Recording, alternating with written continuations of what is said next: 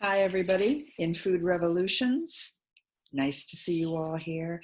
Today, I'm doing a video to acquaint you with activities 1 and 2 in your checkpoint 2 of Food Revolutions. So what we're doing is we're going to take a look way back in time to the beginning of farming and agriculture. And in order to do that, we've got to go way, way back to the beginning of the end of the last ice age. We are talking millions of years. So I'm going to share my screen, and you are going to be doing a couple of things to prepare for this activity and ultimately for your checkpoint. Let's bring this up.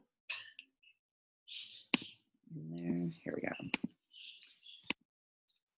Okay, we're going to take a look, going back into time. We're going to take a look at man's early human migration. And basically, we're talking many, many, many years ago. The world is warming up. It's no longer covered with ice. And the humanoids that are living there, who are known as the Paleolithic people, you've probably heard of the Paleolithic diet. Well, these are the first humans to basically start migrating. And they're coming, for our purposes today, we're going to talk about the people who are migrating out of Africa. So if you can look at this map that I have on the screen, you can see the lines, and where it shows you green lines, these are where these groups of people are migrating out of Africa. And they're migrating because it's human nature, and they're also hunter-gatherers. So they're looking for new food supplies regularly. Okay, 2 terms you're going to need to know when you get to your checkpoint are Neolithic and Paleolithic. Now, your Paleolithic people are also called the Old Stone Age people. And they were distinguished by the invention of their early stone tools. And these are the humans that primarily were located around the Great Rift Valley of Africa. And that would have been this Central Valley area, which is now known as Kenya, Tanzania, and a little further north, which is Ethiopia. Okay. The Neolithic people were the spin-off of the Paleolithic people, and they are related to the late part of the Stone Age. And they started probably around the year 10,000 BC in the Fertile Crescent. And this is the area where humans pulled away from hunter-gathering and began to explore farming and agriculture. So early man, Paleolithic man, could control fire. He also developed tools and weapons. He had spears and knives. And this is what distinguishes him from the older Stone Age people. Because if you created weapons, if you were creating things, you were evolving as a species. So they made tools, arrowheads. They also made cave art. So that shows you that they were doing things almost recreationally. They were hunter-gatherers, but they were also developing an aesthetic sense, a sense of vision, beauty perhaps, and the world around them. So here we go. They're migrating, and we're looking now at a map of the Fertile Crescent. And you can see Egypt is right here where my cursor is, and it's right next to the Red Sea and the Mediterranean Sea. And if you look at the top of this is the Nile River. And the top of it almost looks like a flower blossom. And this is the Nile Delta. And a delta is something that spreads out like my fingers. And that it sort of looks like that right here. And when that happens, particularly in this climate, you can have a very fertile territory. We're going to learn more about that. Mesopotamia is your other part of the Fertile Crescent, and it is no longer called Mesopotamia today. It is part of primarily Iraq and Jordan and part of Syria. So this would have sort of gone again in a crescent shape, forming this little cradle over here, which is why it's called the cradle of civilization. To put it in a bigger context, we're looking at a current map of the Middle East. And again, here is Egypt. So this is your cradle of civilization right in here, where you see my cursor. And the Fertile Crescent would have gone all the way down here into what was Mesopotamia. And Mesopotamia was fed by the Euphrates and the Tigris rivers. So again, we are seeing river deltas and rivers creating that fertile soil, which is also called silt. And that's another term you're going to see. Again, to put it in a bigger perspective, this is your Western Hemisphere. Over here, you can see purple. This is Egypt. And then right in this little area is your Fertile Crescent. Okay. And then to even go bigger, here's our map of the world. So if we're still talking about the Fertile Crescent, we are looking right over here. So our friends, the Paleolithic Society, migrated north up this way into Egypt, across the deltas into Mesopotamia and beyond. And they also went west up this way. But for our purposes today, we're just going to talk about the Fertile Crescent. We're talking about ancient Egypt and Mesopotamia. They had a lot in common, and they had a lot of differences. So here we have two beginnings of civilization.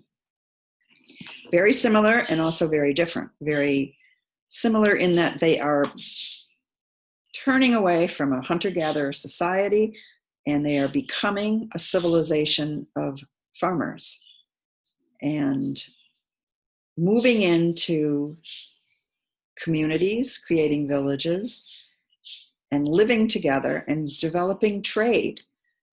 They're farming. And when you farm and you have surplus, what do you do with it? Well, maybe you give it away, maybe you sell it. Maybe you create trade, maybe you barter it for something. So this is one of the keystones of changing society, is that surplus crops was a real deal changer. You no longer had to live hand to mouth. You no longer had to go out and get your food every day, or kill your food, or relocate miles and miles to find food. The game changer was surplus crops. When you had enough and you had more than enough, you could go into business. And they did. So the government for both of these places was similar, but not the same. Mesopotamia had a decentralized government, which means they had a head of government, which in the case of Mesopotamia was a king. But it was not a centralized government. They had Mesopotamians living all over the place and little pockets of people, which became villages. But their government was not run specifically from one place. Now, Egypt was different. They had a centralized government with a pharaoh, and the pharaoh ran everything. They were state-run, whereas Mesopotamia was not run the same way.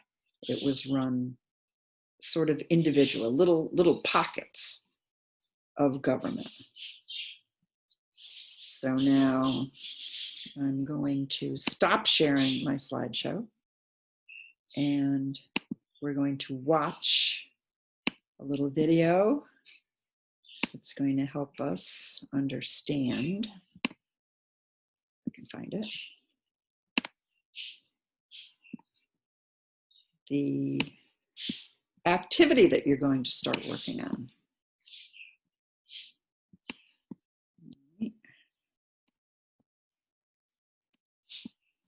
And I'm going to ask you to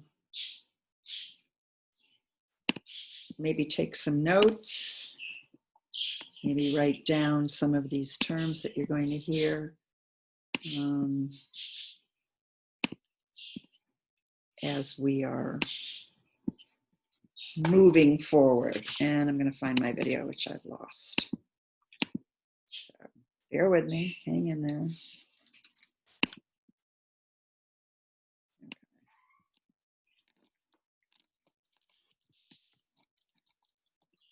Okay. Got it now.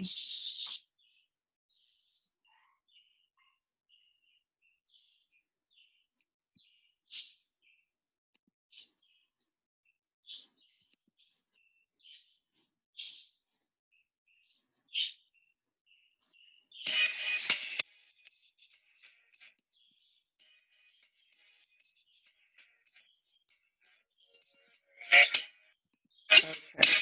I'm going to share my screen with you so you can see it.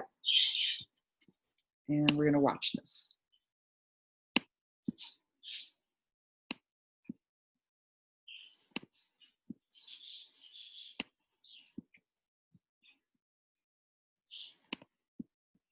You guys are going to love this course. All right, we're going to watch this for a few minutes. Take some notes as you're watching it. You will, it's setting the stage for activity 1 and 2 and your checkpoint 2. All good stuff. Here we go. Hello and welcome to the Advanced Placement World History Podcast. This is episode 3, comparing. Okay, this is the wrong one. And I hate to do this to you, but I am saving you because I did watch this video and it's really tiresome.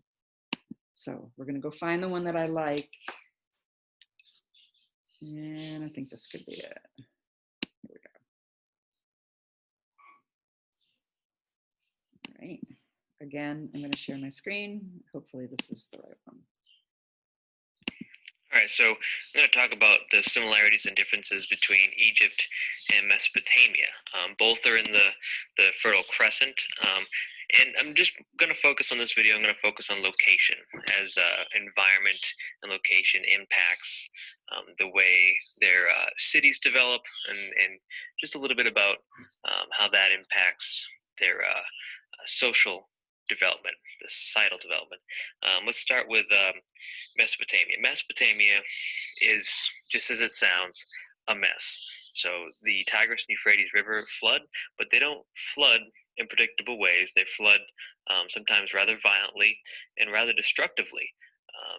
This leaves a lot of work for farmers and city managers and labor organizers. This also leaves a high demand for labor, which means slavery is going to be important in Mesopotamia if they're going to get the work done to survive. This also relates to some of the other issues that they have in this land. Not even getting into the development of their gods and the connection between the gods and the reality of their environment and how it behaves. I'm just going to speak about like some of the more natural features in this video. The natural barriers, for example, include the mountains, the Zagros Mountains in the east and the northeast, but then mostly in the northern part of Mesopotamia, northwestern part of Mesopotamia, it's wide open land. So they're more susceptible to invasions. This means that their armies are developed more aggressively. The Akkadian and the Assyrian armies are definitely known for being aggressive, taking harsh measures to win battles, to siege cities, and to take over territory. Speaking of cities, 80% of the people who live in Mesopotamia live behind city walls. This this is mostly, just like I said, for protection. They don't have a lot of natural barriers. People need to live safely. Um, this also means that women don't have the kind of property rights that they would have had if they lived in the more rural settings on farmland. They pretty much have to protect their family and their homes, work on crafts and things like that, processing and services, um, while the men are defending the land and spending more time away from home. I mean, my theory is that it had that part, the men away from home versus the women away from home, has a lot more to do with the fact that women are naturally equipped to better take care of children, and nurse babies. I really don't think it has much more to do with that. I don't believe that women are less, not as strong as men emotionally or physically. I think it has just a little bit more to do with the way we're designed in that sort of natural role. Now let's look at Egypt. Egypt is a little different. It's smooth sailing. The Nile River flows from the south to the north, empties into the Mediterranean Sea, and you can carry yourself downstream, flowing south, flowing north, and then throw up your sail and carry the winds, be carried by the winds back south upstream. This facilitates movement of people, which facilitates movement of ideas and goods. It also makes for a more prosperous economy and a more cohesive kind of kingdom setting from one city to another. But what's really important to remember about Egypt versus Mesopotamia, Egypt has natural barriers. They have desert in the east, desert in the west, and they have the Mediterranean Sea in the north and mountains in the south. So it's not easy. And and by the way, there's several cataracts along the rivers, which makes it harder for large scale movement of people, like armies or navies, for example, up and down that river. So Egypt kind of has it made. More people can live in rural areas. They don't have to fear invasion as much as you would in Mesopotamia. And this also lends to more, not equal gender rights, but more rights for women in terms of property ownership, and certainly in terms of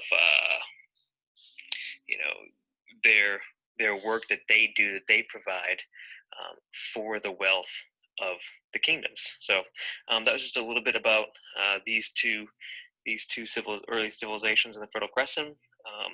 Sometimes we think about them as if they're really similar, but really you don't have to go too far into our themes, much beyond just location, for example, to realize that they do have similarities by river valleys, developed along rivers, but really those rivers are very different, which really impacts the development of these cities in different ways. Okay. So, all right, so I'm going to talk about the similarities. And I'm going to stop sharing this. And basically what we learned from that video are the similarities, but also the differences. We also learned that Mesopotamia was a lot more vulnerable to invasion than Egypt, just by their natural barriers. They were sort of laying wide open out there, whereas Egypt had, as he said, they had seas on one side, deserts, and the environment, and they had a mountain range as well. So we are going to look at an article that we will be reading. I'm going to pull it up, and I'm just going to read a little bit of something else for you. I'm going to talk to you just a little bit about the significance of the Paleolithic era in world history, only because the phone is ringing. Sorry. Paleolithic era sets the stage for the Fertile Crescent and for agriculture. Paleolithic era is significant because people established the process of hunter-gathering, which has supported humans for the majority of the existence on Earth. That's what people were. They were hunter-gatherers. Their means of survival was not altered until the Neolithic Revolution, which is also called the Agricultural Revolution, which occurred in about 10,000 BC, or BCE, which is considered before the Common Era. When humans started developing agriculture, they started to develop permanent homes, which they didn't have previously. The change towards settled existence and the development of more complex agricultural techniques began following the last ice age, which was about 16,000 years ago.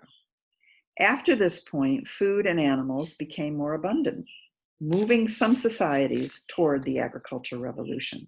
And people started to domesticate wild animals. They would domesticate animals to help them